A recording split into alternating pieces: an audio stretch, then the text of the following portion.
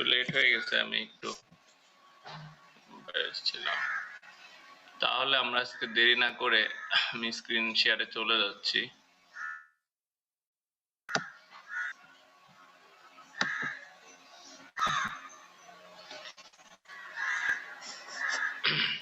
কতজন আসছে? 69।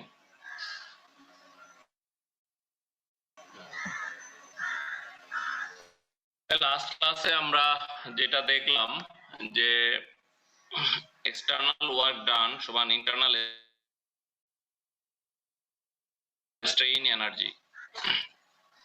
আমরা যেটা এখানে বলতে যাচ্ছি, যদি কোনো বিম ইলাস্টিক্যালি বিহেভ করে তাহলে আমাদের যে মানে অ্যাপ্লাইড লোডের জন্য অ্যাপ্লাইড লোডটা কি করবে, ভিতরে ইন্টারনাল স্ট্রেইন তৈরি করবে, তাই না? যার কারণে একটা বিম ডিফ্লেকশনে চলে যায়। আমরা যেটা এক্সাম্পল দিছিলাম যে আমি যদি একটা বাঁশের উপরে বা একটা তক্তার উপরে দাঁড়াই, তক্তাটা ডিফ্লেক্ট করে তার ফাইবারের মধ্যে কোথায় কম্প্রেশন হচ্ছে, কোথায় টেনশন হচ্ছে। এই যে টেনশন এবং কম্প্রেশন হচ্ছে, যার কারণে টোটাল বিমের উপরে বা টোটাল সে তক্তাটার উপরে যদি আমি ইন্টিগ্রেট করি তার স্ট্রেন গুলাকে জীবাও ডান করে, আর স্ট্রেইন এনার্জি যেটা হয় যেটার ইকুয়াল টু 1 ঠিক আছে। তাহলে এইটা যে এক্সটার্নাল ওয়ার্ক ডান সমান ইন্টারনাল স্ট্রেইন এনার্জি, এটা একটু আমরা প্রুফ দেখবো আর কি, for axial load, for bending and for তাহলে আমরা যদি ধরে নিই যে এরকম একটা রড আছে বা স্টিলের একটা মেম্বার আছে, ক্রস সেকশন এ এবং লেন্থ এল। এটার উপরে যদি আমি পি লোড অ্যাপ্লাই করি তাহলে কি হবে বুঝতে পারতেছো, যে due to this P load the beam elongation delta, তাই না? ডেল্টা ইলংগেশনে যাবে। এখন আমরা যদি মনে করি and at the end delta equal to del, তাহলে পি লোডটা ইনিশিয়ালি 0 ছিল, তারপরে পি লোডটা ট্রাভেল করে ডেল্টা পরিমাণ করলো, তাহলে ডেল্টা বাই 2, তাই না? তাহলে ওয়ার্ক ডানটা কি হবে? ফোর্স ইনটু এভারেজ ডিসটেন্স, তাহলে পি ডেল্টা বাই 2, বোঝা গেছে? তাহলে এক্সটার্নাল ওয়ার্ক ডান। তাহলে আবার খেয়াল করো, লোডটা 0-তে ছিল, তারপরে পি লোডটা এইখান থেকে 0 থেকে ডেল্টাতে ট্রাভেল করলো, তাহলে আমার এক্সটার্নাল যে ওয়েজের এটা এভারেজ করা হচ্ছে, শুধু পি ডেল্টা না, পি ডেল্টা বাই 2। আর এখন আমি যদি এই বিমের একটা ছোট অংশ কেটে নিই, ধরো এদিকে ডিএক্স, এদিকে ডিওয়াই, এদিকে ডিজেড, তাহলে ডেল্টা এক্সটা কি হবে? এপসাইলন এক্স ডিএক্স, তাই না? মানে এইটুকু ছোট ছোট অংশের মধ্যে যে ইলংগেশনটা হবে, ইলংগেশন সমান কি? স্ট্রেন ইনটু লেন্থ, তাই না? এটা তাহলে এরিয়াটা কি হবে? ডিএক্স ডিওয়াই, আর কি হবে? D x d y d z. আচ্ছা, এতটুকু যদি আমরা বুঝি তাহলে হ্যাঁ স্যার, আমরা তো স্যার এক্সটার্নাল ওয়ার্ক ডান পড়ছিলাম ফোর্স ইনস্ট্রাকশন, এটা কেন? এটা এই যে বললাম সেটা দুইটা কারণে। আমার হচ্ছে ইনিশিয়ালি এটা দেয়ার ইজ নো লোড, ঠিক আছে? লোড থেকে লোডটা পি তে ডেভেলপ করলো, হ্যাঁ। আবার এখানে আমার যখন পি লোডটা এখানে 0-তে ছিল,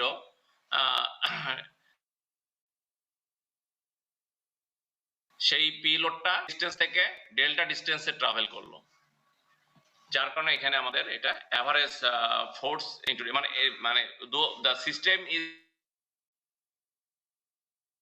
ভেরি গ্র্যাজুয়াল, মানে এত এভারেজ নিচ্ছি, বুঝা গেছে? অর্থাৎ পি লোডটা কিন্তু আমরা একবারে পি লোড অ্যাপ্লাই করি না। আমি যখন একটা লোড অ্যাপ্লাই করব তখন ধরে নেওয়া হচ্ছে যে পি 0 থেকে নিয়ে পি তে 10 কিলোনিউটন হয়, তাহলে it will range from 0 to 10 kilonewton, এবং delta was 0 and then it goes to ডেল। এই জন্য মানে স্যার এখানে স্যার পিটা কি স্যার 0 থেকে ডেল্টা পর্যন্ত টোটাল মুভ করে নাই? হ্যাঁ, পি ডেল্টা থেকে তো 0 যাচ্ছে স্যার থেকে ডেল্টা পর্যন্ত তো মুভ করছে, নাহলে তো তোমার এই পর্যন্ত 0-তে ছিল। তারপরে যখনই তুমি পি গ্র্যাজুয়ালি অ্যাপ্লাই করলা তখন এখানে এটা ইলংগেশন শুরু হলো। তারপরে যখন পি লোডটা দিলে তখন এটা ডেল্টা পরিমাণ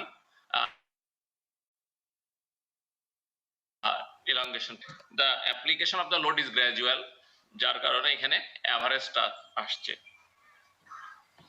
যদি আমরা জানি হ্যাঁ force equal to work done, আসলে the gradual application of the লোডের কারণে এখানে অ্যাভারেজটা আমরা নিচ্ছি। স্যার হ্যাঁ স্যার এখানে কি sir centre of gravity centre of gravity এগুলো এরকম কোনো ব্যাপার না, এরকম কোনো ব্যাপার না। ওই যে বললাম দ্য অ্যাপ্লিকেশন অফ লোড, এইভাবে মনে রাখবা। লোডটা পি তে 0 ছিল, ডেভেলপ করতে করতে পি তে গেল, এট দ্যাট টাইম এটার ইলংগেশনটা ডেল্টা হলো। হ্যাঁ, তাহলে অ্যাভারেজ ওয়ার্ক ডানটা হচ্ছে পি ডেল্টা বাই 2। আচ্ছা, ইন্টারনাল স্ট্রেন এনার্জিটা বের করতে হবে। তাহলে ইন্টারনাল স্ট্রেন এনার্জি, তাহলে আমরা যদি বলি সেটা হচ্ছে ডিইউ। হ্যাঁ, মানে ইনফিনিটেসিমাল একটা এরিয়ার উপরে, এবং সেটার জন্য যে ওয়ার্ক ডানটা হবে সেটা একটু আমরা দেখি। তাহলে এই ইনফিনিটেসিমাল এরিয়ার উপরে যে পরিমাণ, তাই না, সিগমা এক্স ইন্টু ডিএ, আর এই সিগমা এক্স ইন্টু ডিএ এটা কতটুকু ট্রাভেল করলো ডেল্টা এক্স পরিমাণ। তাহলে এর ওয়ার্ক ডানটা হচ্ছে কি sigma force d x d y d z into half epsilon x dx.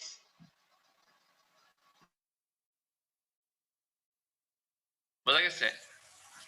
হ্যাঁ, হাফ এপসাইলন এক্স ডিএক্স। আচ্ছা এইটুকু তো বুঝছো, এই যে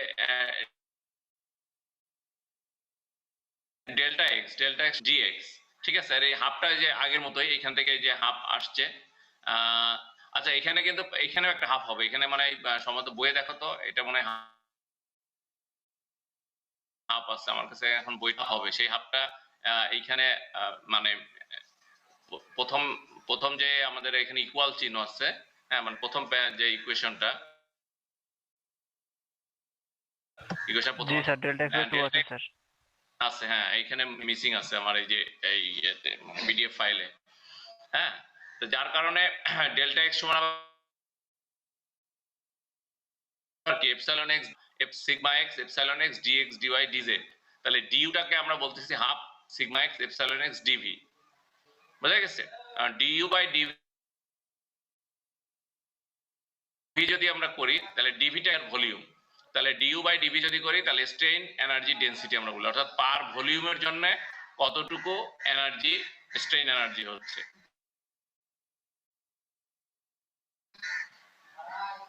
দ্যাট মিন্স আবার half epsilon x sigma x, এটা কিন্তু আবার আমরা যদি একটা ম্যাটেরিয়ালের স্ট্রেস স্ট্রেন ডায়াগ্রাম করি, তাহলে ডায়াগ্রাম মানে কি, তাহলে এরকম যদি জানি লিনিয়ার, তাহলে লিনিয়ার স্ট্রেস স্ট্রেন ডায়াগ্রামের যে এরিয়াটা থাকে সেটাকে আমরা বলি স্ট্রেন এনার্জি।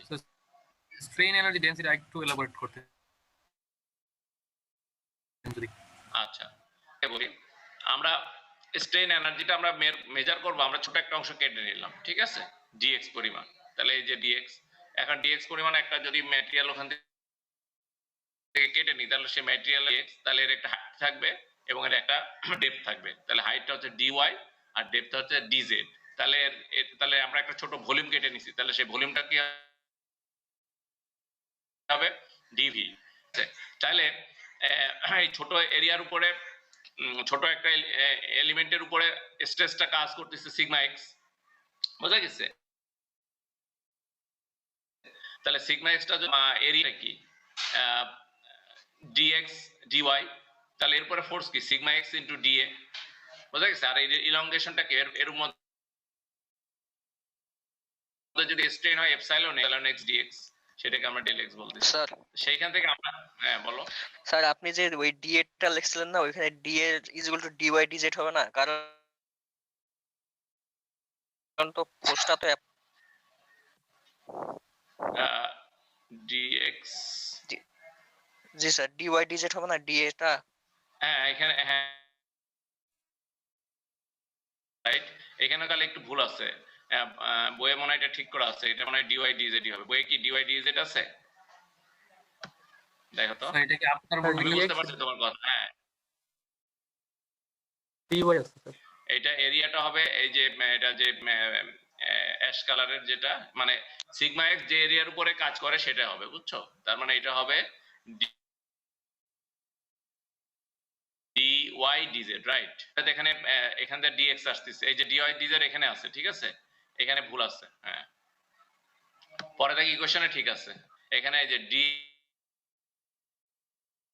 এর সমান dy dz, x সমান এপসাইলন x dx এবং এভারেজের জন্য হাফ, সেটা থেকে এইভাবে আসলো। তাহলে আমরা এই পর্যন্ত পেয়ে গেলাম du, অর্থাৎ এই ইনফিনিটেসিমাল ছোট্ট একটা এরিয়ার যে সেটা হচ্ছে half sigma x epsilon x DV. আর ডিভিটাকে যদি আমরা এই দিকে নিই তাহলে পার ভলিউমে আমাদের স্ট্রেন এনার্জি কত সেটা আমরা পাবো। পার ভলিউম মানে বুঝতে পারছো যে পার ইঞ্চ কিউব একটা ম্যাটেরিয়ালের স্ট্রেন এনার্জিটা কত সেটাকে আমরা বলতেছি strain energy density.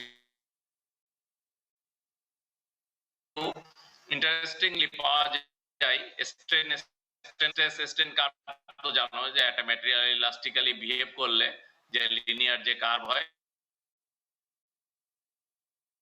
Axis strain দি আর ওয়াই এক্সিস স্ট্রেস দি আন্ডার দা কার্ভ, সেটাকে আমরা বলি আসলে স্ট্রেন এনার্জি ডেনসিটি। এজন্য এটাকে বলে area under the sigma epsilon curve. তাহলে এটাকে আবার মডুলাস অফ রেজিলিয়েন্সও বলে। আর কার্ভের নিচে ধরো এটা যে 45 ডিগ্রিতে সবসময় যাবে নট নেসেসারি, তাহলে যেটাকে আমরা বলছি স্ট্রেন এনার্জি, তাহলে কার্ভের উপরের যে ফাঁকা অংশটা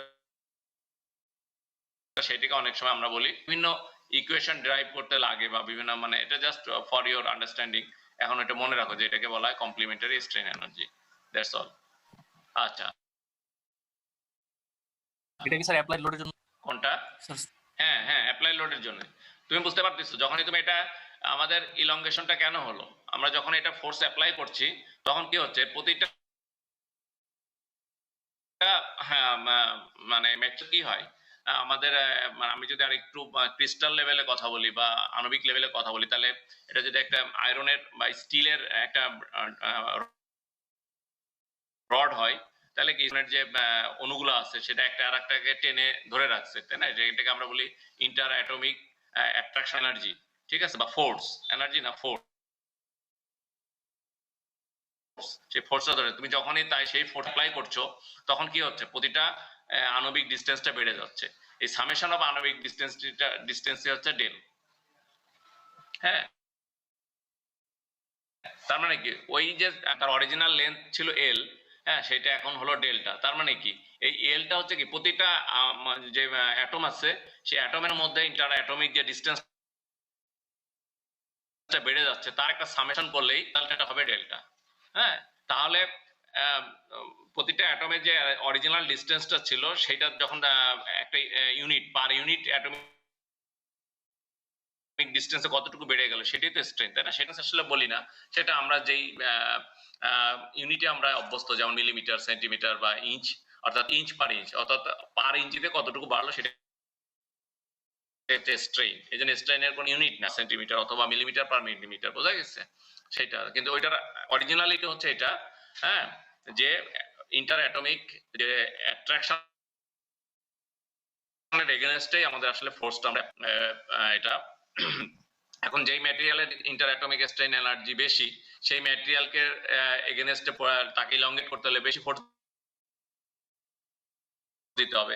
সাপোজ এটা যদি রাবার হতো ম্যাটেরিয়াল, সফট ম্যাটেরিয়াল আসলে কি ইন্টার অ্যাটমিক অ্যাট্রাকশন এনার্জিটা কম, এই জন্য তুমি একটা রাবারকে খুব অল্প ফোর্সে তুমি অনেক বেশি ইলংগেট করে ফেলতে পারো, বা রাবার ব্যান্ড হতে পারে হোয়াটএভার। হ্যাঁ আয়রনকে কিন্তু হাফ ইঞ্চি ইলংগেট করতে গেলে অনেক ফোর্স দিতে হবে বিকজ তার ইন্টার অ্যাটমিক স্ট্রেইন এনার্জিটা অ্যাট্রাকশন এনার্জিটা বেশি। এবং তুমি যখন ফোর্সটা উইথড্র করতেছো তখন কি আন্তঃনবিক যে শক্তিটা সেটা আবার কি করছে, প্রতিটা অ্যাটমকে আবার তার আগের জায়গায় নিয়ে আসছে। যখন সে আগের জায়গায় আনতে পারবে সেটাকে আমরা বলতেছি ইলাস্টিক প্রপার্টিজ, ঠিক আছে, বা এটা ইলাস্টিক বিহেভিয়ার। আর যখনই এই আমি এত পরিমাণ ফোর্স অ্যাপ্লাই করলাম, দেখা যাবে যে কিছু কিছু ক্রিস্টালের একটা অ্যাটম থেকে একটা অ্যাটম এত দূরে সরে যাবে যে সে তার প্রতিটা অ্যাটমকে আর আগের জায়গায় আনতে পারবেন। প্লাস্টিক ডিফরমেশন, মানে এর মধ্যে প্লাস্টিক ডিফরমেশন হয়েছে বা পার্মানেন্ট ডিফরমেশন হয়ে গেছে, যে ক্রিস্টালগুলো আর আগের জায়গায় রিঅ্যারেঞ্জ হচ্ছে না, মানে আগের যে পজিশনে ছিল সেই পজিশন অ্যাটম গুলাকে সে আনতে পারছে না। ক্রিস্টাল লেভেলে যদি আমরা কথা বলি তাহলে এটা হচ্ছে তার ব্যাকগ্রাউন্ড। এখন আমাদের তাহলে আমরা বলতেছি এই U0 যেটাকে আমরা বলতেছি সেটাকে আমরা বলতেছি du/dv, তাহলে এইভাবে। এখন দেখো আবার স্ট্রেইন সমান আমরা বলতে পারি সিগমা x/e, তাই না? স্ট্রেইন সমান সিগমা x/v, এটা কেননা কি জানি stress is proportional to strain, that means stress equal to stress equal to মানে sigma x equal to e into strain, তাই না? সেখানে সাবস্টিটিউট করা যায় সিগমা বাই ই দিয়ে, তাহলে sigma x square by twice E, তাহলে টোটাল স্ট্রেইন এনার্জি এটা কি পার ভলিউমে, ঠিক আছে? তো ইনফিনিটেসিমাল এরিয়ার জন্য আমার হচ্ছে এনার্জি।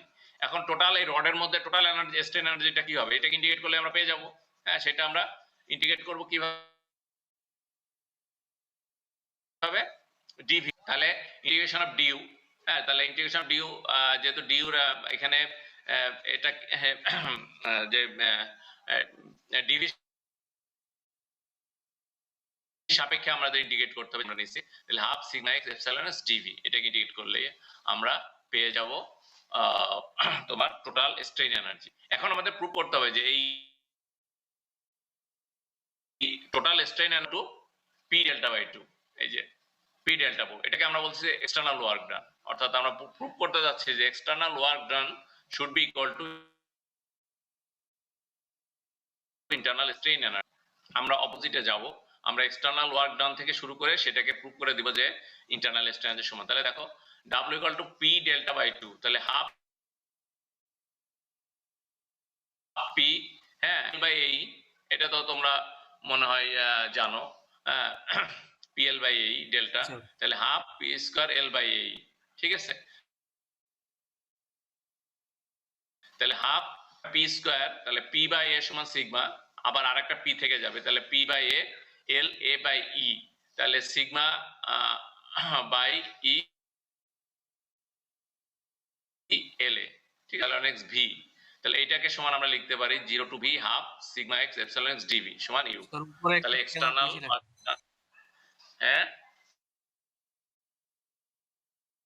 এখানে PLA বাই AE। ও আচ্ছা, এখানে এটুকু বুঝছো, ডেল্টা সমান PL বাই E। জি স্যার। মানে একটা এটা হচ্ছে এক্সিয়াল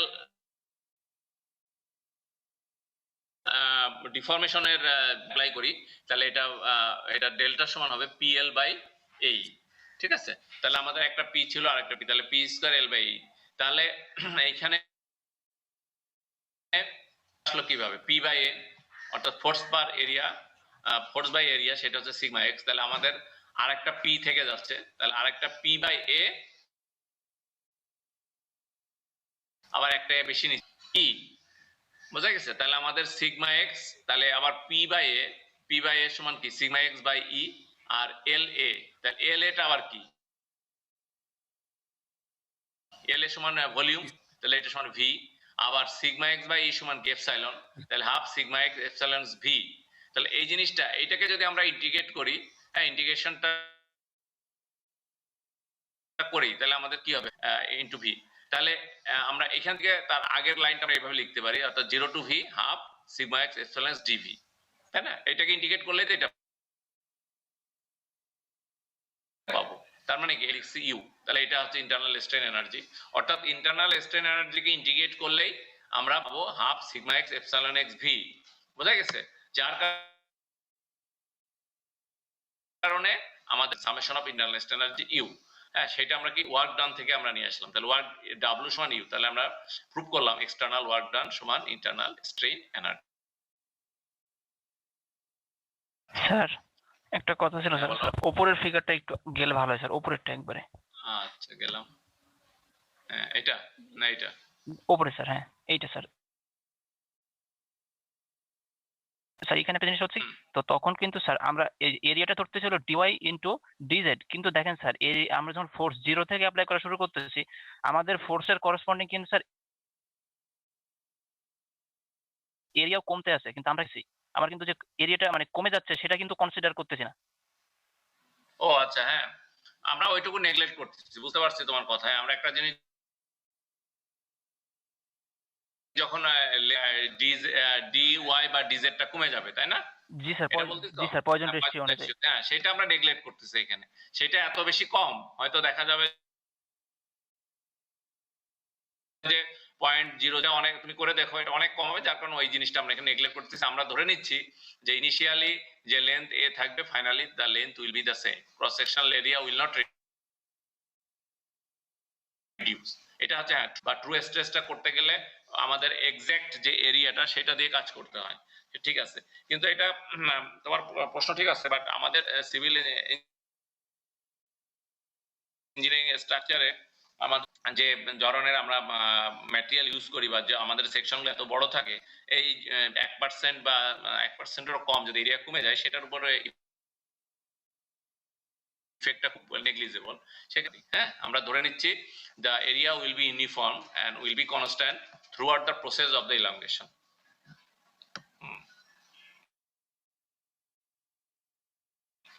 ক্ষেত্রে if it is bending, এখন বেন্ডিং এর জন্য দেখো সিমিলারলি আমরা একইভাবে এক্সটার্নাল ওয়ার্ক ডান সমান ইন্টারনাল স্ট্রেন এনার্জি আমরা প্রুভ করব। ধরে নিচ্ছি যে সিম্পল একটা বার আছে বা ধর একটা তক্তা যেটাই আমরা বলি, বা একটা বিম আছে। The following simply supported beam is considered to be subjected to an external load P applied at its middle just below the point where the P is applied. হ্যাঁ, তার P এর নিচে যেটা যেখানে লোড আছে আর P টা মিডলে আছে, delta পরিমাণের ডিফ্লেকশন হলো। জি সরি, স্ট্রেস ডিস্ট্রিবিউশনটা তোমরা জানো সম্ভবত, যে বেন্ডিং এর ক্ষেত্রে কিন্তু আমরা যদি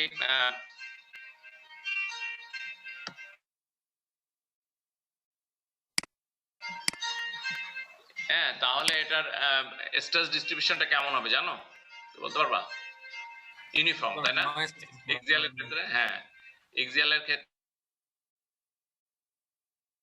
একটু দেখাই, সামথিং লাইক দ্যাট, এরকম, তাই না? আমরা যদি অ্যারো নিই তাহলে কি হলো, অ্যারোটা আসলো না কেন? আসছে এইটা, তাই না? Something like that. এটা আরো অনেকগুলো অ্যারো হবে, মানে হোয়াট আই মিন যে through out the cross section the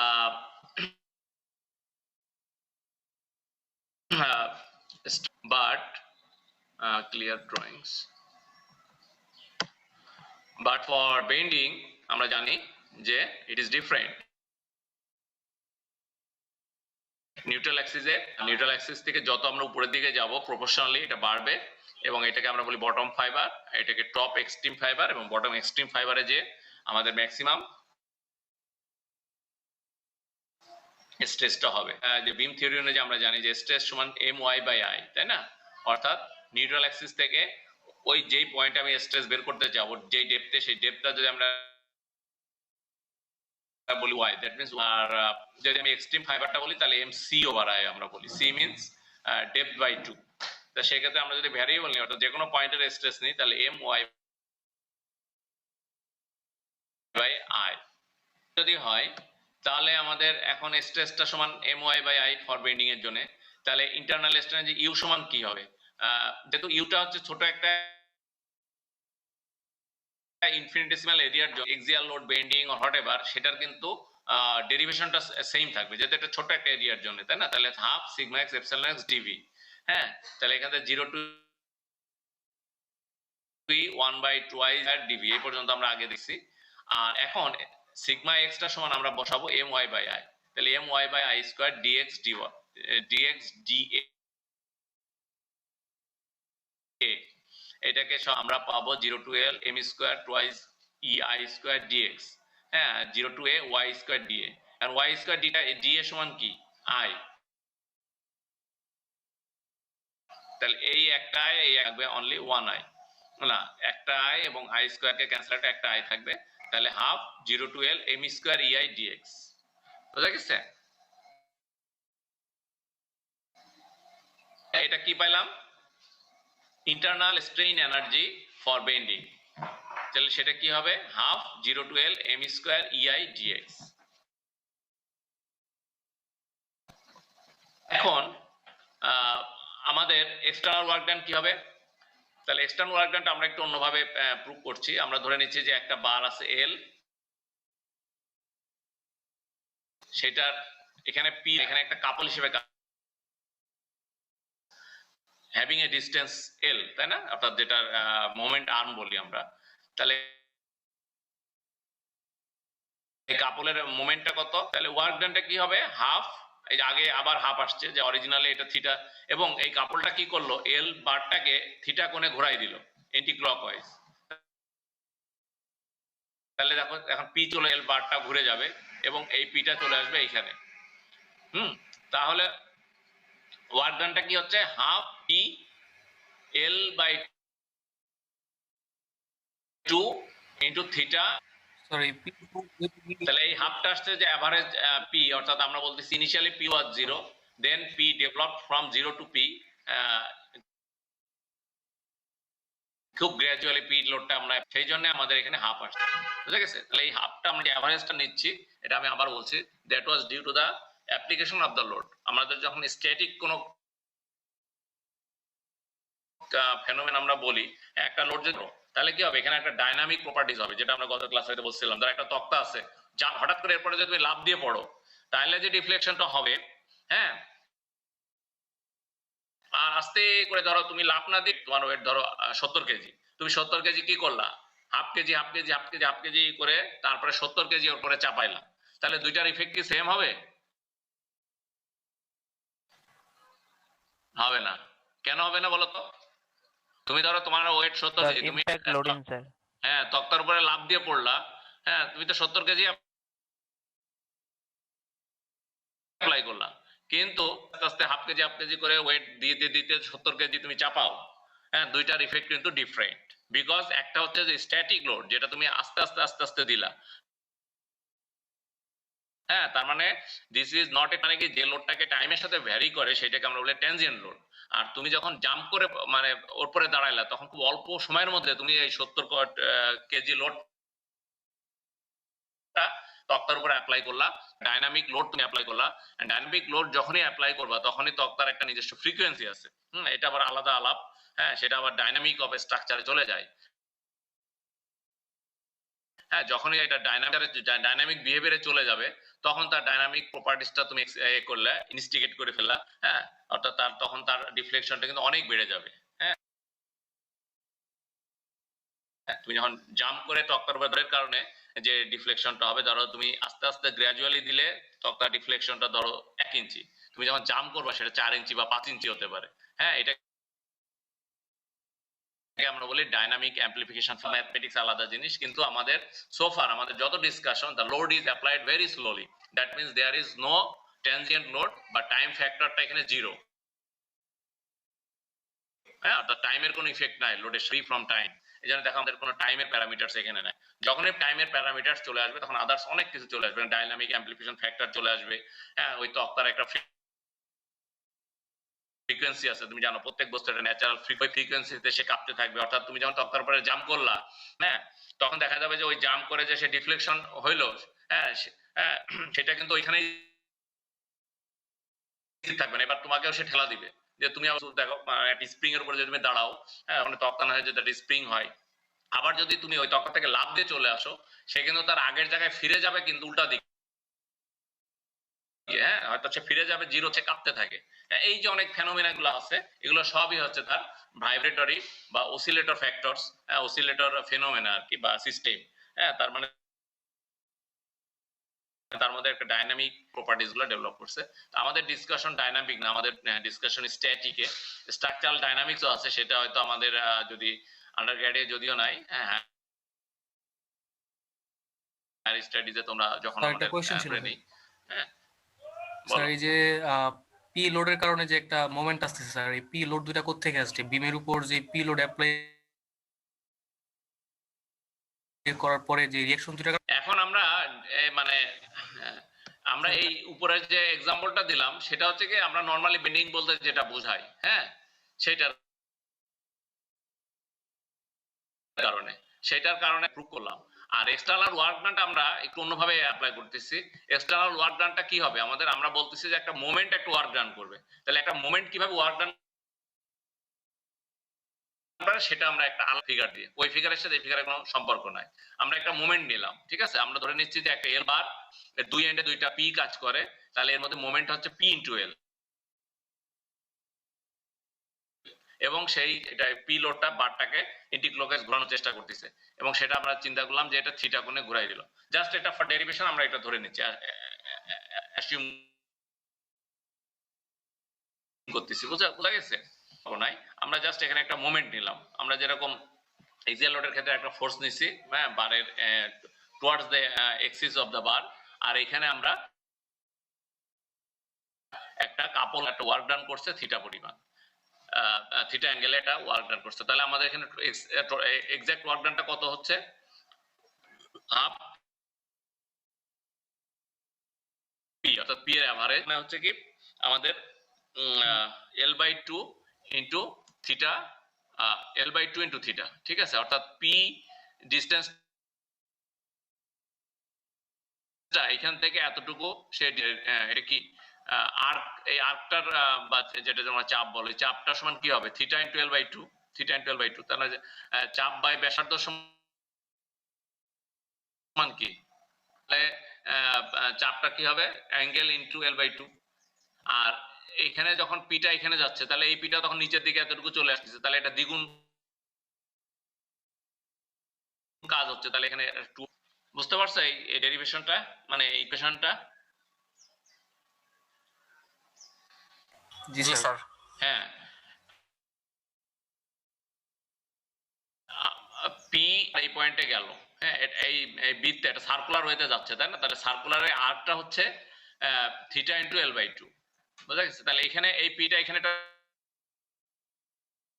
travel করতেছে, এই পিটা ওয়ার্ক ডান দুইটা পি করছে, তাহলে এখানে 2 দিয়ে গুণ হবে, তাহলে half into M into theta, ঠিক আছে, এতটুকু তো মানে বোঝা যাচ্ছে।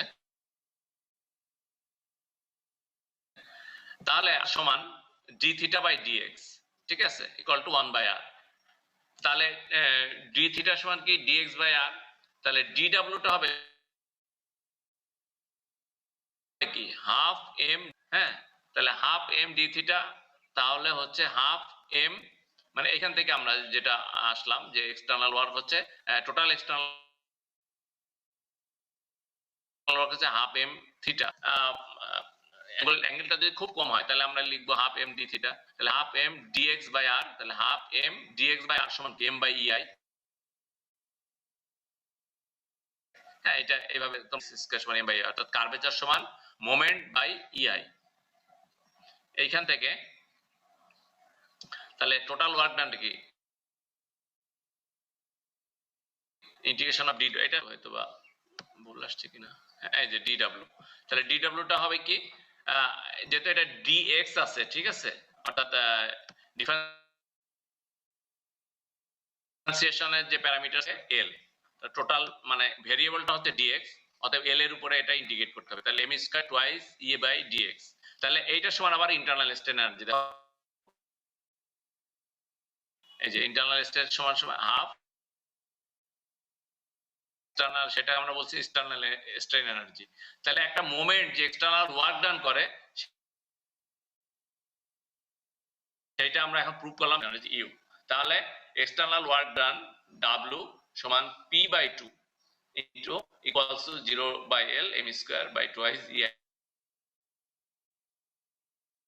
dx. P delta by 2 কেন দিলাম? P delta by 2 দিলাম যে P লোডটা ইনিশিয়ালি 0 তে ছিল, তারপরে ট্রাভেল করলো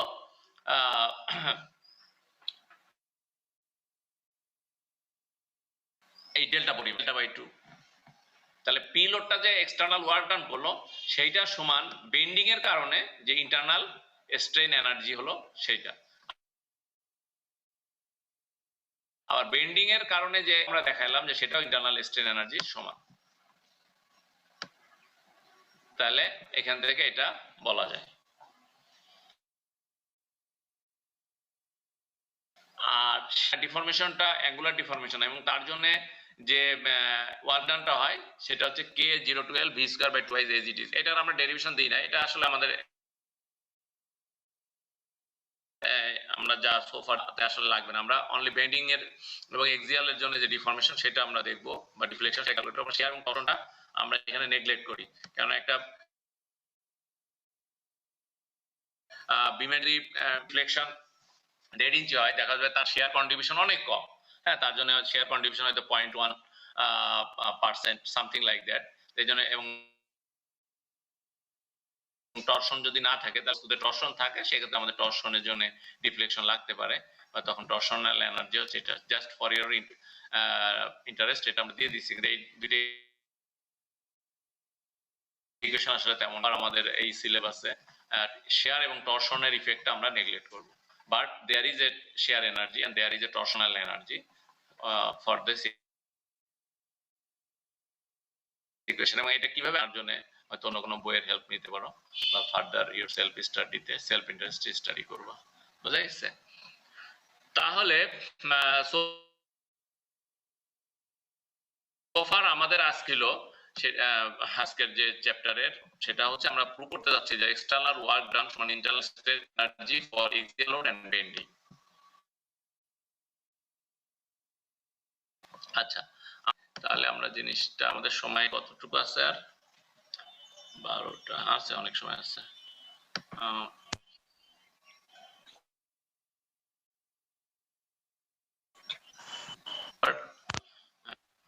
আমি আবার একটু শেয়ার দিচ্ছি।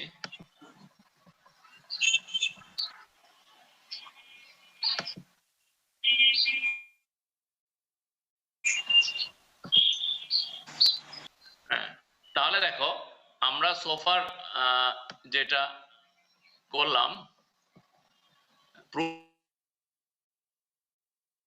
করলাম যে এক্সটার্নাল, সেটা এখন আমরা একটু দেখি একটা প্রবলেমের মাধ্যমে। ধরো for this example 1, using the method of real work, হ্যাঁ, আমরা পরবর্তীতে আবার যখন আমরা ইউনিট লোড মেথডে যাব তখন আমাদের একটা ভার্চুয়াল ইউনিট লোড দিতে হবে। এখানে যেই লোডটা অ্যাপ্লাই হচ্ছে সেই লোডে ওয়ার্ক ডান করছে, এই জন্য এটাকে আমরা বলছি রিয়েল ওয়ার্ক। ঠিক আছে? For at C of this following beam subjected to the constant load 16 kV, assuming I সমান এত, E সমান 30,000 KSI। তাহলে দেখো AB, তোমরা এখানে 16 kV লোড আছে, খুব easily you can calculate the reaction at B and reaction at A and also the bending moment. So it can easily be found সমান 4। এখন এত বেসিক লেভেলে, তো এই লেভেলে এসে তো তোমাদের এখন এই রিঅ্যাকশন ক্যালকুলেশন করানোর দেখানোর তো আপনার প্রয়োজন নাই, তাই না? খুব সিম্পলি সর্টেড। এগুলো কিছু কিছু জিনিস যেটা I will assume that you know already। তাহলে এখানে এক্সটার্নাল ওয়ার্ক ডান সমান ইন্টারনাল স্ট্রেন এনার্জি, সেটা আমরা আগেই প্রুভ করলাম যে W সমান U, অর্থাৎ এক্সটার্নাল ওয়ার্ক। তা Wটা কি হবে? পি লোডটা এখানে সি থেকে পরিমাণ ট্রাভেল করছে, তাহলে এভারেজ ট্রাভেলটা কত? পি ডেল্টা বাই 2 সমান, তার মানে এক্সটার্নাল ওয়ার্ক ডান সমান 0 to L m square by twice EI dx। সেটা আমরা দেখলাম যে ইন্টারনাল স্ট্রেন এনার্জি হবে 1 by P 0 to L m square EI dx। তাহলে এমটা কিন্তু আবার এখানে দেখো, যেটা আমরা এম, এই এমটা আসলে কি? is of x, তাই না? এম হচ্ছে এ থেকে বি পর্যন্ত, কিন্তু এ থেকে বি পর্যন্ত এম এর একটা সিঙ্গেল কোনো ইকুয়েশন নাই। অর্থাৎ আমরা যদি এটার মোমেন্ট ডায়াগ্রামটা যদি এখানে দেওয়া হয় না, আমি একটু তোমরা জানো আমি একটু ওটা ড্র করতে যাচ্ছি। তাহলে আমি একটা লাইন ড্র করি, এই, তাই না? তারপর ভালো লাগবে দেখতে,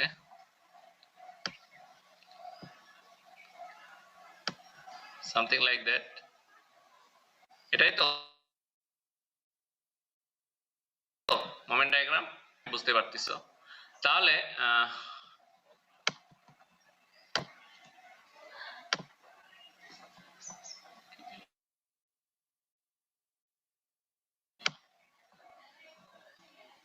এটা আমাদের এ,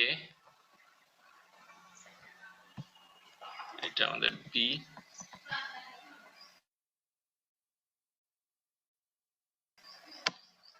এটা আমাদের সি পয়েন্ট, তাই না? দেখো তাহলে আবার আসলো কেন?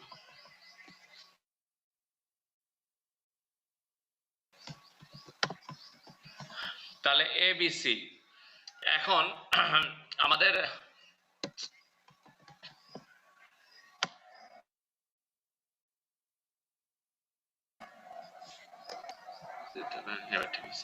তাহলে এ বি সি আর সিটা চলে গেছে। আচ্ছা, এখন এ টু সি পর্যন্ত আমাদের একটা কার্ভ মোমেন্টের, ঠিক আছে, এবং সি টু বি পর্যন্ত একটা কার্ভ। আমরা কিন্তু ইন্টিগ্রেশন তোমরা সবসময় জানো যে একটা লিমিটের মধ্যে the curve should be continuous, curve হতে পারে বা স্ট্রেট লাইন হতে পারে, হোয়াট এভার। আমাদের এম কিন্তু এ টু সি কন্টিনিউয়াস, আবার সি টু বি পর্যন্ত কন্টিনিউয়াস। তাহলে আমরা এখানে যে এম এর যে ডায়াগ্রামটা, মোমেন্টের যে ডায়াগ্রামটা আমরা এখানে করবো, সিটা সরে গেছে, আবার একটু দিয়ে দিচ্ছি। তাহলে আমাদের ইন্টিগ্রেশন বাই পার্ট করতে হবে, সেটাই আমরা করছি। তাহলে আমরা এখানে যেটা দেখাচ্ছি, দেখো A two C M square DX আর 1/p এগুলো সব কনস্ট্যান্ট, তাহলে এগুলো আমরা সামনে দিয়ে দিলাম। 0 to 5, তাহলে এর রিঅ্যাকশন কত? 12। তাহলে এই স্ট্রেট লাইনের ইকুয়েশন কি? 12 into x। তাহলে যেহেতু m is a equation function of dx, তাই না? তাহলে m এর একটা, তাহলে যেহেতু m কে তুমি ইন্টিগ্রেট করছো, তাহলে m এর ইকুয়েশনটা লাগবে তার 12 dx। আবার b to c যে m টা আছে, এই যে b to c এই m টা এখন এই দিক থেকে আসতে হবে। তাহলে এখানে এখন অরিজিনটা হচ্ছে b তে, তার লিমিটটাও দেখো এখানে খেয়াল করো। আচ্ছা, এখানে 0 to 5 বসাইছি, আর বি টু সি এর লিমিট হচ্ছে 15, তাহলে 0 to 15। তাহলে এখানে বি রিঅ্যাকশন ছিল 4, তাহলে এটা 4x, তাহলে 4x স্কয়ার dx। এখন ফার্স্ট ইন্টিগ্রেট করব আমরা, তাহলে 1/p/ei, প্রথমটা হচ্ছে কি 12x³/3, তাই না? তাহলে 4 সেটা x³ আর এটা হবে 4 × 4 = 16 x³/3, 16 x³/3। এটা লিমিটে ভ্যালু বসাও, বসালে এরকম একটা জিনিস আসে। তাহলে আমি সরাই দিচ্ছি, আর এটা সরাই দিলাম। স্যার 12x আর 4x টা কিভাবে এসছে আবার একটু বলবেন? যে m যে 12x আর 4x হচ্ছে। হ্যাঁ, ওইটা তো আমি দেখাইলাম, যে মুছে দিলাম। তো আমরা যেটা বললাম যে আমাদের মোমেন্ট ডায়াগ্রামটা কি, আমরা রেড লাইনে ছিল এখানে, তাই না? তাহলে এ টু সি সে যে রেড লাইনটা ছিল, সেই রেড লাইনের ইকুয়েশন কি? 12x। জি স্যার। বুঝাই? হ্যাঁ, 12x টা আমরা 0 to 2 ইকুয়েশনটা, সেটা কিন্তু a to b পর্যন্ত কন্টিনিউয়াস না, আমাদেরকে ইন্টিগ্রেশন বাই পার্ট করতে হচ্ছে, অর্থাৎ ভেঙে নিতে হচ্ছে। সেটা কি, আমরা লিমিটটা কি ছিল? a to c এবং b to c। তাহলে a to c লেখা আছে a to c, R b to c হচ্ছে 15 ফিট। আবার b to c যে আবার আরেকটা রেড লাইন ছিল, সেটার ইকুয়েশন কিন্তু আর এই 12x না। আমরা যদি b থেকে নিই, তাহলে b থেকে যদি b এর রিঅ্যাকশন 4 কিপ হয়, তাহলে যে কোনো b to c যে কোনো জায়গার মোমেন্ট কি হবে? 4 × x, তাহলে 4x। বুঝতে পারছো? একটা লাইনের ইকুয়েশন, BC লাইনের উপরে যে রেড লাইনটা ছিল, অর্থাৎ বি টু সি পর্যন্ত যে মোমেন্ট তার ইকুয়েশন হচ্ছে 4x, ওইখান থেকে এটা আসছে। আচ্ছা, এরপরে আমরা এই পর্যন্ত বলো। স্যার ইন্টিগ্রেশনের অ্যান্সারটা স্যার আমরা ক্যালকুলেটর থেকে ডিরেক্টলি যদি বসিয়ে দিই স্যার এক্সামে তাহলে হবে না, নাকি স্যার আমাদের ইন্টিগ্রেশনের ক্যালকুলেশনটা করে দেখাতে হবে? না, অ্যাটলিস্ট পর্যন্ত, অর্থাৎ ইকুয়েশনটা এই পর্যন্ত তো লিখতে হবে, মানে ইকুয়েশন এই পর্যন্ত, এইটা 12x 4x এই পর্যন্ত তো তোমাকে লিখতে হবে, তারপরে তোমার বাকি 0.4 এটারে ক্যালকুলেশন করবা। ঠিক আছে স্যার, থ্যাংক ইউ স্যার। আর এই পর্যন্ত না করলে তো তুমি ক্যালকুলেশনে বসাইতেও পারবা না। হ্যাঁ, 12x স্কয়ার আর হচ্ছে 4x পারবে না, তাই না? অর্থাৎ তুমি কি অ্যাসিউম করতেছো, কোথায় তোমার মোমেন্ট ডায়াগ্রাম কত, মোমেন্টের ইকুয়েশন কেমন, সেটা তো তোমাকে দিতে হবে। তো এই পর্যন্ত তোমাকে খাতায় লিখতে হবে। বাকিটা তুমি যে লিমিট টিমিট বসো ক্যালকুলেটর, অর্থাৎ ডেল্টা সমান তুমি 0.43 ইঞ্চ লেখো, নো প্রবলেম। আচ্ছা, এখানে একটা ব্যাপার আছে, এখানে দেখো ইউনিট কনসিস্টেন্ট করতে হবে। পি ছিল কেএসআই, অর্থাৎ কিপ পার ইঞ্চ স্কয়ার, ঠিক আছে, আই হচ্ছে ইঞ্চ, আর মোমেন্টটা সরি এক্সটা ছিল ফিটে, ঠিক আছে। এই জন্য দেখো এখানে 12 কিউব, তাহলে দুইটা মোমেন্ট আছে, তাহলে kip feet into kip feet, তার মানে ফিট স্কয়ার, আর ডিএক্স টা কি এল, হ্যাঁ এটাও হচ্ছে ফিটে আছে, তাহলে তিনটা ফিটকে তুমি, ঠিক আছে, এই জন্য 12 কিউবটা ব্যবহার করা হয়েছে for the consistency of the ইউনিটকে কনসিস্টেন্ট করার জন্য, যার কারণে আমাদের ফাইনাল রেজাল্টটা আসছে ইঞ্চিতে। তাহলে আমাদের সিস্টেম কিপ লোডের জন্য এই 20 ফিট বিমে আমাদের যে ডিফ্লেকশনটা হবে সেটা তোমার 0.43 ইঞ্চ। তাহলে প্রথম প্রবলেমটা দেখো simple, but if you have any question clear করলে কোনো সমস্যা হবে না। আমার তো মনে হয় কারো কোনো সমস্যা আছে?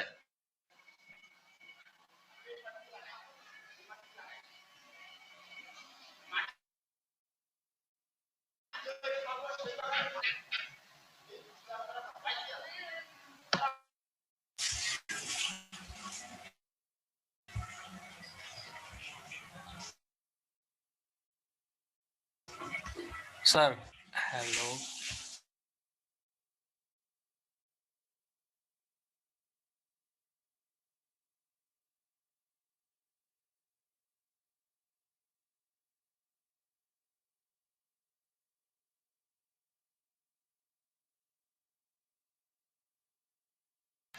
তোমাদের কারো কোনো কোশ্চেন না থাকলে আমরা যাই। দেখো ফর নেক্সট এক্সাম্পল, আমি আর ডিটেইলে যাব না, এখানে খুব সিম্পল। আচ্ছা, সেকেন্ড এক্সাম্পল, একটা ট্রাস আছে, মানে internal strain energy it is true for everything, হ্যাঁ, অর্থাৎ বিম, ফ্রেম, ট্রাস। তাহলে আমরা একটা ট্রাস দেখি। তাহলে একটা ট্রাস আছে এরকম, আমাদের ট্রাসটা বুঝতে পারছো, প্যারালাল ট্রাস। তাহলে এখানে এক্সটার্নাল ওয়ার্ক ডানটা হবে PL বাই 2, অর্থাৎ এইখানে লোডটা কোথায় আছে, এখানে 10 কিপ একটা লোড আছে, বলা হচ্ছে যে ই পয়েন্ট আছে,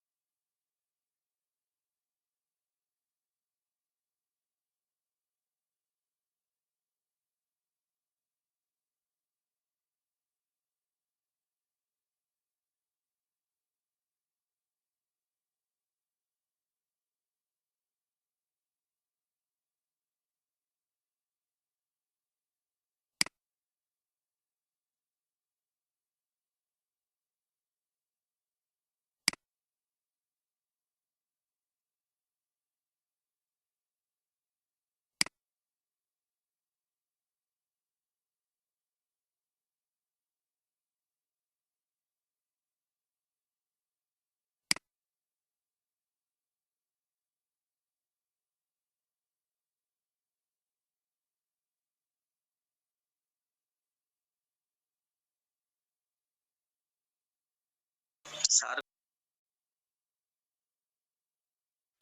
কানেকশন গেছে মনে হয়। লিভ নিমো থাকতো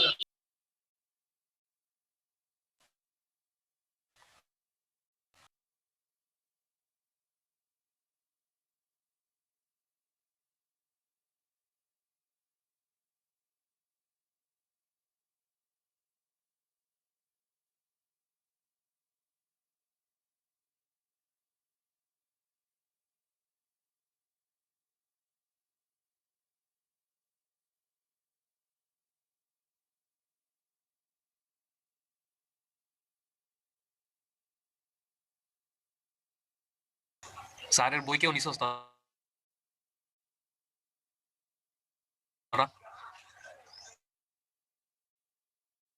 এটা তো হয়, এটা কেমন? বইয়ের মধ্যে একটা 1000টা এইখানে কয়েক কিছু করার দরকার নাই।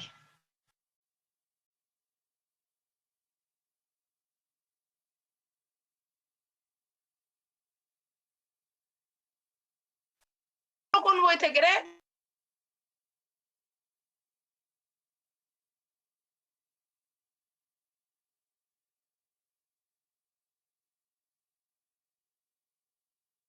আচ্ছা আমাদের রুটিন একটু চেঞ্জ হয়েছে, হারুন স্যারকে বাদ দেওয়া হয়েছে, ঠিক আছে এক্সট্রা। তাহলে হারুন স্যারের বদলে কে নিবে? নতুন রুটিন আলহামদুলিল্লাহ।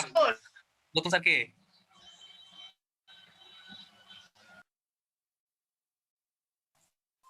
একবেলা ঘুম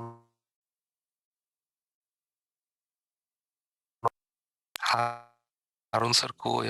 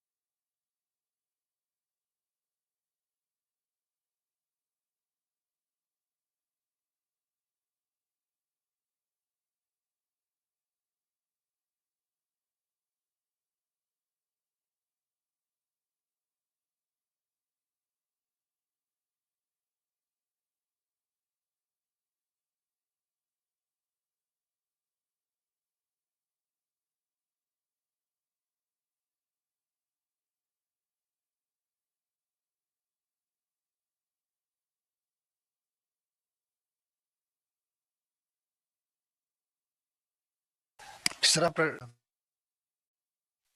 স্যার আপনার কথা শোনা যাচ্ছে না। মিউট করা স্যার আপনার ইয়া। হ্যাঁ বুঝতে পারছি।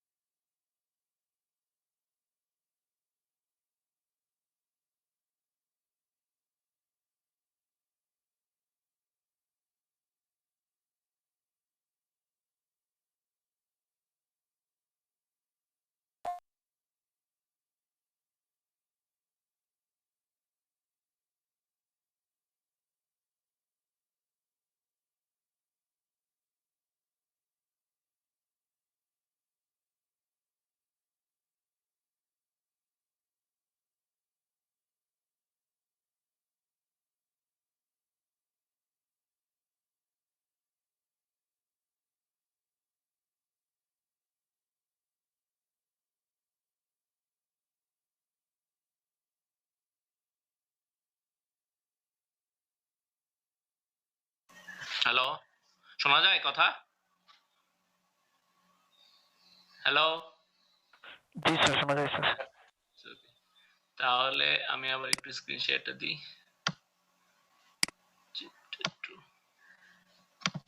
হ্যাঁ, তাহলে আমরা যেখানে ছিলাম যে একটা concentration at point E. Now we have to calculate what will be the deflection. তাহলে এখানে আমাদের এক্সটার্নাল ওয়ার্ল্ডের যে ডিফ্লেকশন তার average P delta by 2 external ওয়ার্ল্ডটার। আর ইন্টারনাল স্ট্রেন এনার্জি কি হবে? ইন্টারনাল স্ট্রেন এনার্জি হবে যে আমরা জানি যে আমাদের ট্রাসে force either it is axial force, sorry either it is tension আর compression, that means axial force. তাহলে এক্সিয়াল ফোর্সের জন্য যে আমাদের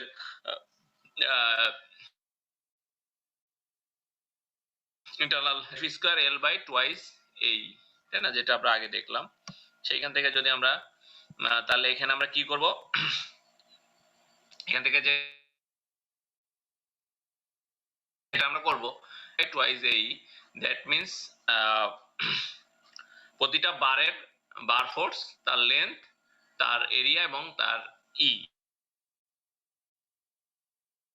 ইটা তো কনস্ট্যান্ট, সেটাকে সাম যাব। তাহলে আমরা একটু ট্রাস্ট এন্ড তাহলে অ্যানালাইসিসটা করব, ঠিক আছে। ট্রাস্ট অ্যানালাইসিসটা যে আমি বললাম যে বেসিক যে জিনিসটা যে টু অ্যানালাইজ দ্য ট্রাস্ট, এটা তো আমরা জানি, সেটা আমরা করব না।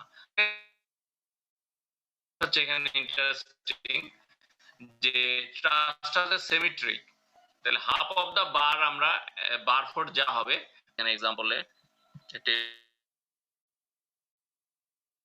টেবিলে -5 আমরা অ্যানালাইসিস করে এটা পাইছি। তাহলে এটা কি হবে দেখো, এবি যদি -5 হয় তাহলে এই পাশে একটা এবি আছে, that is also be -5 compression, ঠিক আছে। এবং এখানে কিন্তু এবং টেনশনের জন্য পজিটিভ এবং কম্প্রেশনের জন্য নেগেটিভ, এটা কিন্তু এক্সপ্লিসিটলি লিখতে হবে, ঠিক আছে, না লিখলে প্রবলেমে ভুল হয়ে যাবে। এখানে তাহলে আমরা টেবুলার আকারে সলিউশনটা দেখাইছি। তার মানে কি আপনার গুলা পাবো A B, S C, C, B D, D F, A D, C D, C F and E F, এবং এই বারগুলো তুমি সলভ করবা। সলভ করার পর আমরা বার ফোর্স গুলো, ঠিক আছে। দেখো ইএফ টা 3/2 নেওয়া হয়েছে কেন বলো তো, বলতে পারবা? ইএফ টা একবার আসছে, আমরা ফাইনালি কি করব জানো, টোটাল যা সলভ করছে এটাকে 2 দিয়ে গুণ করে দিব। 2 দিয়ে গুণ করলে ইএফ টা ধরে দুবার হয়ে যাবে, আসলে ইএফ টা তো আছে একবার, আর সবগুলো বারই দেখো ডাবল আছে, অর্থাৎ এবি এখানে আছে, এবি এখানে আছে, এসি এখানে অ্যাপ্লাই করলেই আমাদের টোটাল ট্রাসের ইন্টারনাল স্ট্রেন এনার্জিটা আমরা পেয়ে যাব। কিন্তু ইএফ টা আছে একবার, অতএব আমরা ইএফ টাকে আগে যদি অর্ধেক করে নিই তখন 2 দিয়ে গুণ করব, তখন ইএফ টা একবার চলে আসবে। সেই এই ট্রিকের কারণে এখানে ইএফ টা 3/2 করা হয়েছে, আর এটা হচ্ছে আমাদের এইভাবে রাখা হয়েছে। তাহলে এফ স্কয়ার এল বাই এ, হ্যাঁ, যেহেতু ইটা কনস্ট্যান্ট। স্যার ইএফ এর কথাটা আরেকবার বলে ভালো হয়। কোনটা স্যার ইএফ? আচ্ছা, ইএফ টা আমরা বলতেছি, আচ্ছা আমি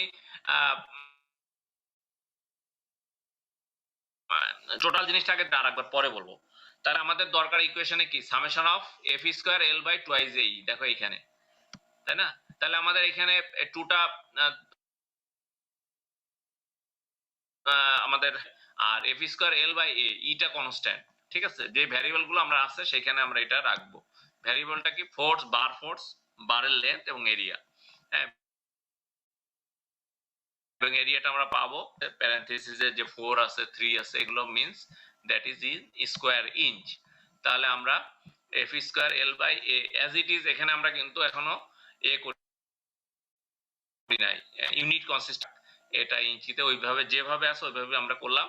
তাহলে করে যদি আমরা সাম করি তাহলে 483.3 আমরা এটা পেলাম, 483.3। এখন দেখো এখানে লেখা আছে final result in the table is multiplied by 2 to quote the expected deflection. তাহলে ডিফ্লেকশন সমান কি হবে, এখান থেকে ইকুয়েশন থেকে দেখো ডেল্টা সমান কি হবে, হ্যাঁ, পিটা নিচে চলে, তাহলে যে পিটা এখানে আছে 10, তাহলে এখানে 2 দিয়ে আমরা মাল্টিপ্লাই করলাম, আমরা যেহেতু অর্ধেক ট্রাস অ্যানালাইসিস করছি, বাকি অর্ধেকের জন্য আমাদের 2 দিয়ে মাল্টিপ্লাই করলাম। আর এখানে 12 আসছে কি জন্য, আমাদের লেন্থটা ছিল এখানে কি ফিটে, আমাদের আর ওটা আসবে ইঞ্চিতে, অতএব এখানে লেন্থের জন্য আমাদের এখানে 12 দিয়ে একটা মাল্টিপ্লাই করতে হবে to make it from feet to inch. বুঝা গেছে? তাহলে আমাদের ডিফ্লেকশনটা হচ্ছে 0.03 ইঞ্চ। ইএফটা কেন অর্ধেক করলাম? আমরা টোটাল ট্রাসটাকে অর্ধেকটা ট্রাসটা সলভ করে 2 দিয়ে মাল্টিপ্লাই করছি। কি জন্য করলাম? যে আমরা বললাম যে এইখানে ফোর্স গুলো আছে, বাকি হাফ অফ দ্য ট্রাসের bar force will be the same and বারের other properties will also be the same. That means বারের লেন্থ, বারের এরিয়া, হ্যাঁ এটা সেম আছে, অর্থাৎ এটা সেম। যদি 2 দিয়ে মাল্টিপ্লাই করি তাহলে প্রতিটা বার 2 বার চলে আসবে, হ্যাঁ এবিটা 2 বার আসবে এবং এবি 2 বার আছে। দেখো এখানে একটা এবি আছে, এই পাশে একটা এবি আছে, হ্যাঁ এখানে একটা বিডি আছে, এই পাশে একটা বিডি আছে। শুধু হ্যাঁ এখন যদি টোটাল মাল্টিপ্লাই 2 দিয়ে মাল্টিপ্লাই করি তাহলে ইএফটা 2 বার চলে আসবে, তাহলে তো ভুল হয়ে যাবে। আসলে তো ইএফটা আছে একবার, এই জন্য ইএফটাকে আমরা কি করলাম, অর্ধেক করে নিলাম, 3/2 করে অর্ধেক করতে পারতাম হটেবার। অর্থাৎ টোটাল ইকুয়েশনে ফোর্স আছে এল আছে, হ্যাঁ তাহলে আমরা লেন্থটাকে অর্ধেক করে নিলাম 3/2 করে, আমরা এটাকে 2 দিয়ে একবার আসবে। এবার ক্লিয়ার? 10 ইনটু 30,000 এটা একটু নিচে কোনটা? ও 10, এই পি নিচে চলে আসবে।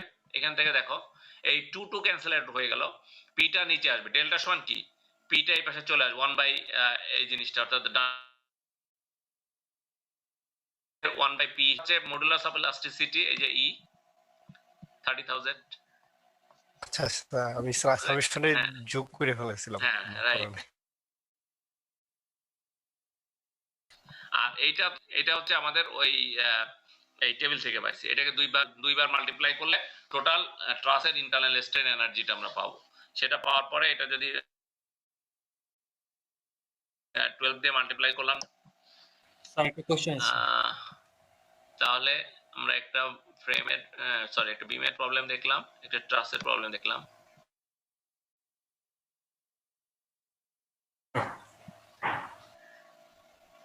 কি কোশ্চেন? কোশ্চেনটা হলো যে যদি স্যার ডিফ্লেকশনটা বলতো সি পয়েন্টে, মানে যে পয়েন্টে লোডটা অ্যাপ্লাই হইছে ওই পয়েন্ট ছাড়া কোন পয়েন্ট আছে? হ্যাঁ এফ পয়েন্ট ছাড়া অন্য যে কোনো, হ্যাঁ বুঝতে পারছি। If load the deflection, if you are asked to calculate the deflection, সেক্ষেত্রে কিন্তু আর এইটাতে হবে না, তখন আমাদের অন্য মেথডে যেতে হবে। এই মেথডগুলোতে হবে না, এই মেথডগুলোতে শুধু যেই পয়েন্টে লোড আছে ওই পয়েন্টেই ডিফ্লেকশনাল ওয়ার্ক ডান সমান ইন্টারনাল স্ট্রেন, রিয়েল ওয়ার্ক। হ্যাঁ ওয়ার্ক এনার্জি মেথড, কিন্তু ওয়ার্ক এনার্জি মেথডের এক্সটেনশন আছে ভার্চুয়াল ওয়ার্ক প্রিন্সিপাল, যেখানে আমাদের ইউনিট লোড মেথড। তখন আমরা কি করব, সি তে একটা ইঞ্চি, হ্যাঁ কিন্তু for the time being real work মেথডে আমাদের ওয়ার্ক এনার্জি প্রিন্সিপালের রিয়েল ওয়ার্ক মেথডে আমরা শুধু যেই পয়েন্টে লোড আছে ওই পয়েন্টে আমরা ডিফ্লেকশনটা বলো। স্যার এই যে পি ডেল্টা বাই 2 এর 2টা কি গুণ হবে না? পি ডেল্টা বাই 2 কোথায়? এই 2টা হবে, কিন্তু এই নিচে আবার আরেকটা 2 আছে, তাহলে দুই পাশে 2 ক্যান্সেল হয়ে যাবে। বুঝেছি।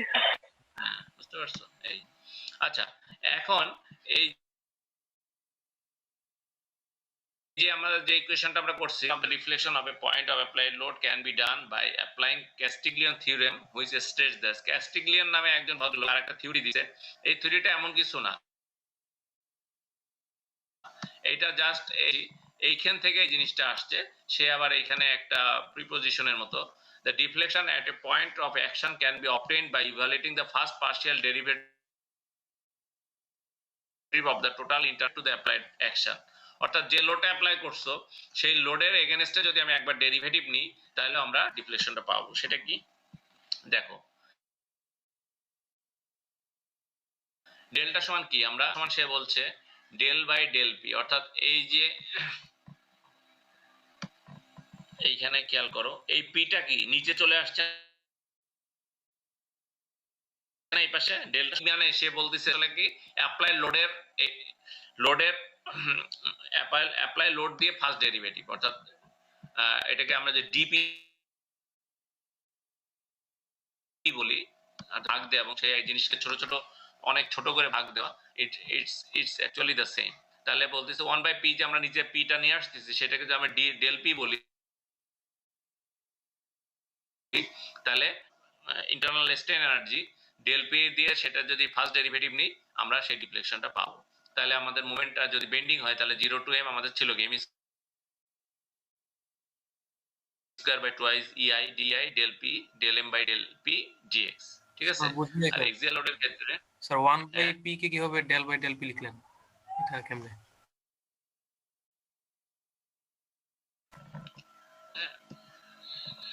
কেন? আচ্ছা আমরা যেই প্রবলেমটা শেষ করলাম সেটাই দেখো এখানে কি ছিল, এখানে দেখো এই ইকুয়েশনটাই দেখো তো 2 টু ক্যান্সেল আউট হয়ে গেল, তা ডেল্টা সমান কি 1/p না? জি স্যার। তাহলে টোটাল ইন্টারনাল স্ট্রেন এনার্জিকে p দিয়ে তুমি ভাগ করছো, তার মানে কি যদিও ভাগ করা যাবে, হ্যাঁ কোন জিনিসের ডিফারেন্সিয়েশন মানে কি তার ছোট অংশ দিয়ে ভাগ করে, একই তো ব্যাপার। তুমি যত ছোট ভাবে ভাগ করবে তত তো সেটা প্রিসিশন আরো বেশি হবে, তাই না? তাহলে লেখা যায় ডেল বাই ডেল পি, সেই জিনিসটা সেটা তো লেখা যায় তাই না? সেটাই দেখো এখানে লিখছে। তাহলে যখনই ডেল বাই ডেল পি আমরা ফোর্সটার ডেরিভেটিভ নিচ্ছি উইথ রেসপেক্ট টু পি। এটা ছিল কি আসলে F square L by force. Sir বুঝলাম না স্যার। বুঝো না? না স্যার, স্যার উপরের ডেলটা কেমনে আসতেছে স্যার?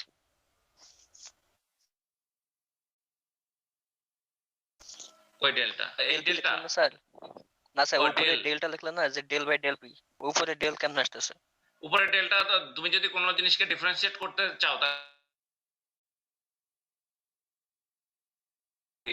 ডিওয়াই না এখানে ডেরিভেটিভের যে ডেরিভেটিভের যে এটা কি বলে এটারে সাইন সেটা তো আসবে ডিফারেন্সিয়াল অপারেটর, রাইট? তাহলে ডিফারেন্সিয়াল অপারেটর যখনই আসতেছে মানে এটাতে ইনফ্যাক্ট এটা আসলে 1/p, হ্যাঁ 1/p m square twice ei dx যেটা আমরা আগে ইকুয়েশন দেখলাম, সেই যে আমরা এই মোমেন্টটাকে যদি তাহলে 1/p মানে টোটাল এটা তো আসলে স্ট্রেন এনার্জি তাই না উইথ রেসপেক্ট টু মোমেন্ট মানে বেন্ডিং এর জন্য, তো সেইটাকে যদি আমরা তাহলে আমরা ডিফ্লেকশনটা পাবো।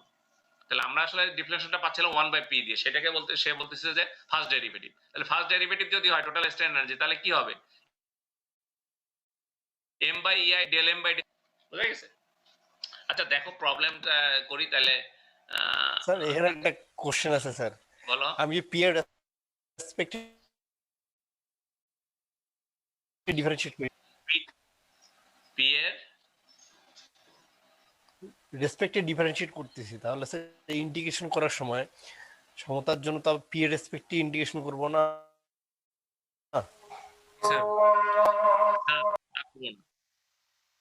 আমরা তো পি এর রেসপেক্টে মোমেন্টকে ডিফারেন্সিয়েট করতে হবে, স্ট্রেন এনার্জি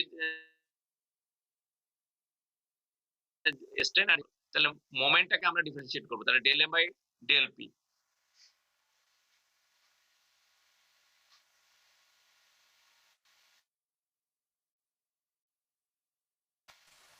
ঠিক আছে না? দেখো ডেল টোটাল জিনিসটাকে যদি আমরা ডেল পি করি তাহলে কি হবে 2m, এই 2 কেটে যাবে, তাহলে 2m del M by del P. ঠিক আছে না? আমার তো মনে হয় ঠিক আছে, বোঝার তো ভুল হচ্ছে না। আচ্ছা যাই হোক, এটা তাহলে তুমি তাহলে একটু ক্যাস্টিলিয়ন থিওরেমের ডেরিভেশনটা আর একটু ভালো করে তাহলে বইয়ে দেখতে হবে, যে একটা বইয়ের নাম দিছিলাম ওয়াং এর বই সম্ভবত ওইখানে আছে, তাহলে আমি নেক্সট ক্লাসে আবার একটু তাহলে ডিটেল দেখাই দিই। প্রবলেমটা একটু দেখো। তাহলে আগের যে একই প্রবলেম আমরা এখন কি করলাম, শুধু মোমেন্টটাকে পি এর রেসপেক্ট ডেরিভেটিভ বের করলাম করি। আমি জাস্ট ডিটেল দেখাবো, তোমরা একটু নিজেরা দেখে নিবা। তাহলে এম বাই ডেল পি, ঠিক আছে। তাহলে এমটা যা ছিল কত, 12x। তাহলে এখন আচ্ছা, যখন আমরা পি এর রেসপেক্টে ডেরিভেটিভ নিব তখন পিটাকে পি হিসেবে রাখবো প্রথম ফর দা টাইম বি, পরে আমরা পি এর মান বসাবো, ঠিক আছে। যেটা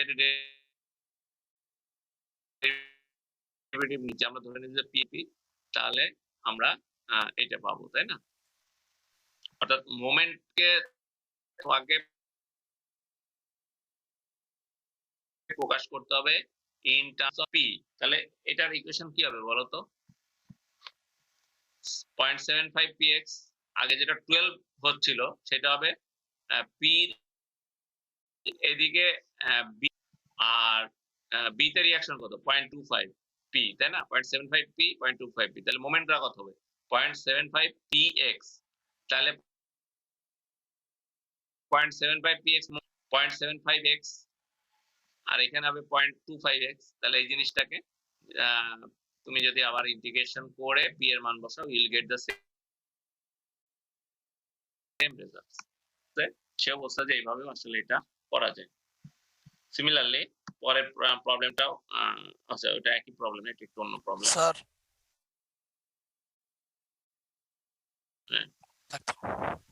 হ্যাঁ, না আজান দিচ্ছে চারিদিকে।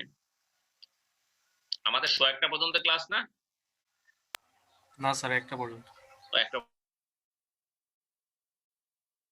পর্যন্ত, তাই না?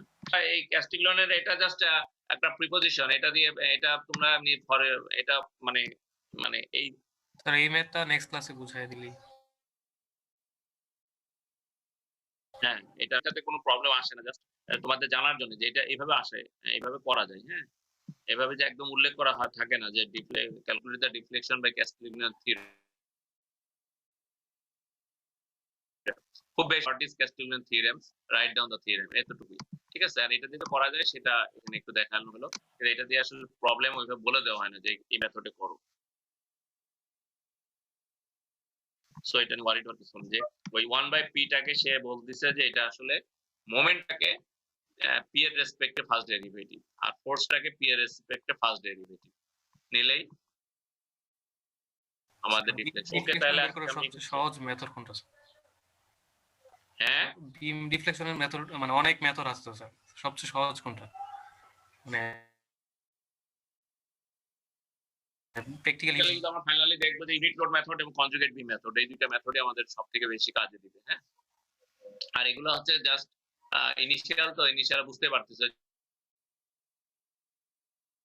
যেমন একটা প্রবলেম হলো যে আমাদের বিমে তো অসংখ্য পয়েন্টে ডিফ্লেকশন বের করতে হবে, সেক্ষেত্রে আমাদের ইউনিট লোড মেথডটা খুবই ইফেক্টিভ। তাহলে আজকে আসলে অনেক সময় 5 মিনিট বেশি হয়ে গেছে, আমি একটু এখানে স্টপ করছি। Thank you.